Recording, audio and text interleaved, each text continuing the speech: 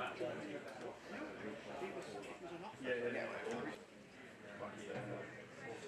cool. Perfect, Simon. Thank you.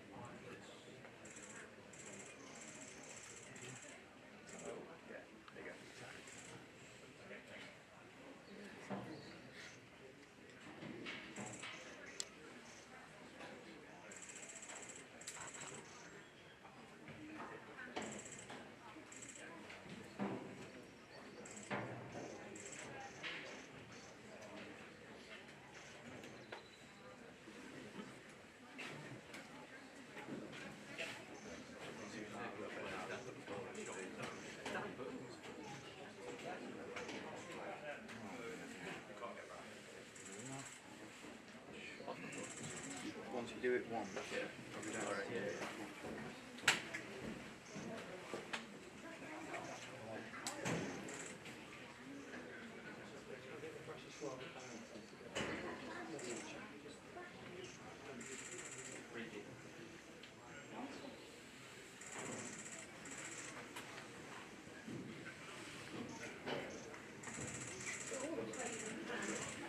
Tuchel and Kane, is that right?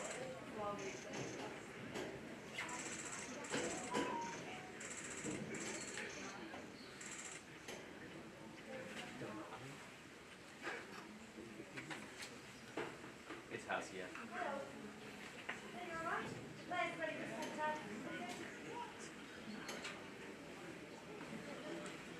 Doubt it.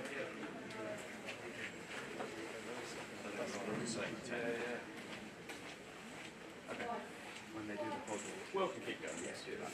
You can chuck stuff at us. Fine.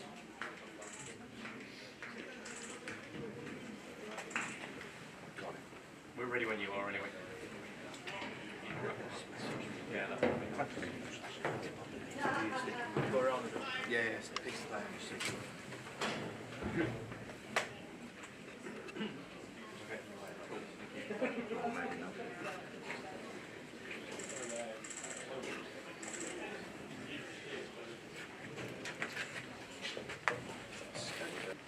Okay, every three, just grab the knee.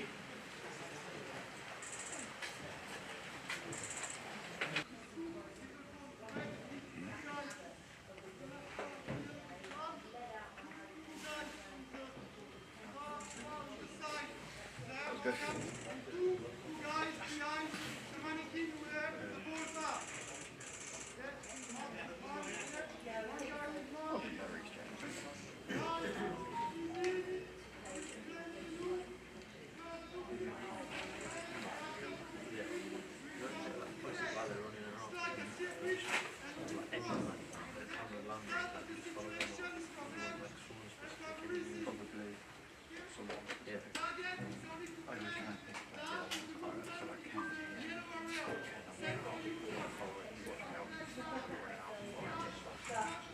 Yes, they are. All 25 members of the England squad are out on the grass, and it's a perfect conditions for them. We had a huge rainstorm there 5 minutes before they came out. It's sticking up the surface. They love it out there, and it's stopped raining now. They're joined by two of the under-20s players as well, in Laura McCabe and Zach Abbott, who you may see in the pictures that we're about to show you. But from Thomas Tuchel's perspective, you get the impression that he feels this is where the real business starts. Of course, he's got 3 back-to-back England camps now in successive months: September, October and November. And then he won't see the players again until March, so bear in mind this is a World Cup year for Thomas Tuchel. This is vitally important. And there he is, look, with John McDermott, the FA Technical Director, alongside him, taking a bit of a distant view of the players right now as they begin their warm-up today. You'll be aware, of course, that this isn't his strongest squad. He's missing 3 key players who you'd expect to be in his World Cup squad. Maybe, probably, even in his starting 11 for the first World Cup game, whether that's against, and assuming England qualify for it, of course. Because there's no Jude Bellingham, no Bukayo Saka, and no Cole Palmer because of injury. But the players that he's got out there have got a really big opportunity to try and impress him. It's the first England training session we've seen of the new season. They had a light session yesterday, and Tom Rowan joined up yesterday. So this will be their first full training session of the new season, and it's good to see all of them out there present with the rep.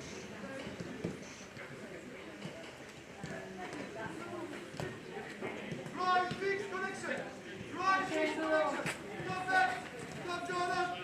Yeah, Mark Gay, it's the first time we've seen him since that failed move from Crystal Palace to Liverpool, isn't it? And look, he is one of the most professional footballers you can meet out there. He's one of the nicest people that you can come across in football, Mark Gay as well. We're just scanning to try and find him for you at the moment. They're all scattered over different sides of the pitch. Is that him in the top left-hand corner, I think? If I mention that to Dan, our camera. We'll zoom in and try and find him, but from Mark Gay's point of view, I think that's further left on the ball, Dan. But yeah, it's been a very difficult few days for him, hasn't it? Because he had his heart set on a move to Liverpool and they all moved fairly late. And in the end, it fell through. There he is. Look, in the end, it fell through. So these are the first pictures we've seen of Mark Gay since that collapse in his move to Liverpool. He was very happy about it, huge smile on his face. And that's always the case with Mark Gay, isn't it, when he's out there on a football pitch. And as I say, his was a very different approach to Alexander Isak at Newcastle and Johan Wissa at Brentford, who I think it's fair to say agitated for moves away, and they got their moves. Mark Gay is not that sort of character. I can't imagine he would ever agitate for a move, but he did make it very, very clear that he wanted to go to Liverpool, and he didn't get that move.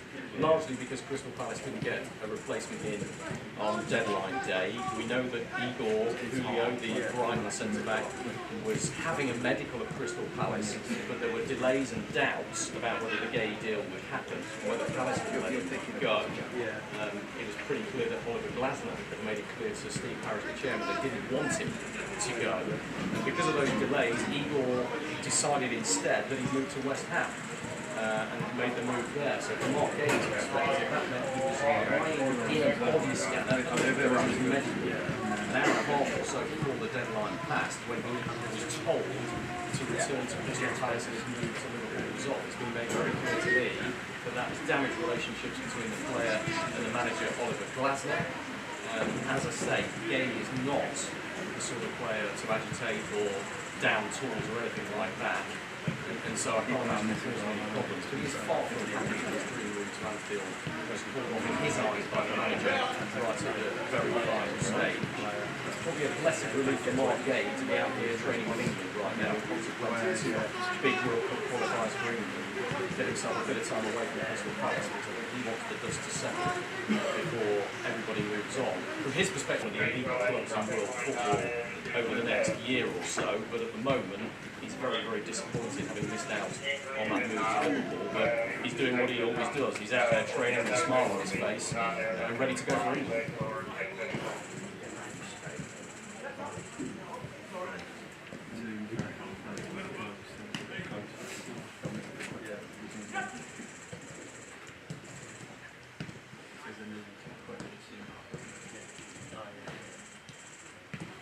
Look, I still think midfield is one of the most difficult issues for Thomas Tuchel to address, and we've got Ruben Loftus-Cheek right in front of us, who we've heard from live on Sky Sports News today, having been back in the England squad for the first time in 7 years. His last game for England was November 2018, when he came off the bench in a friendly against the USA.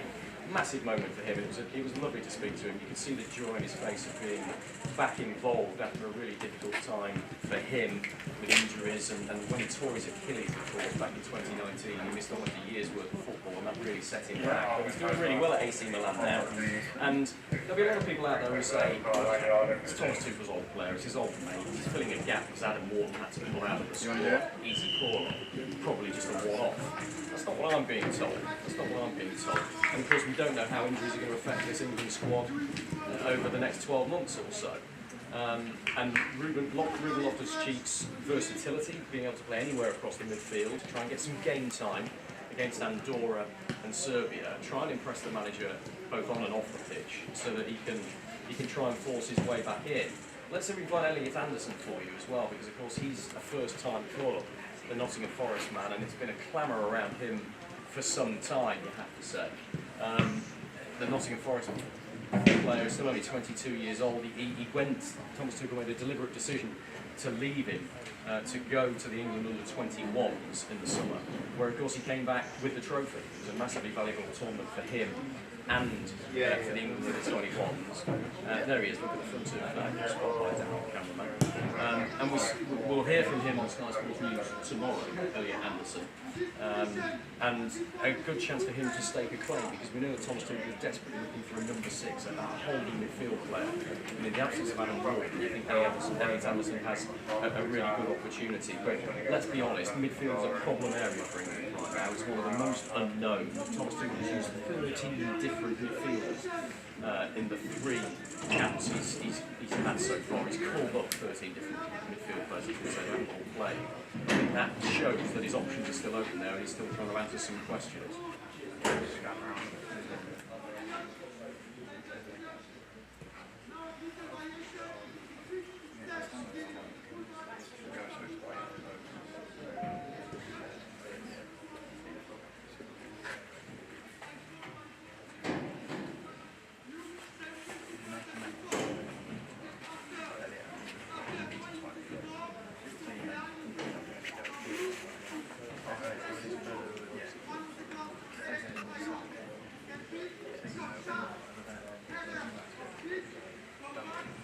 Is that alright, Dan?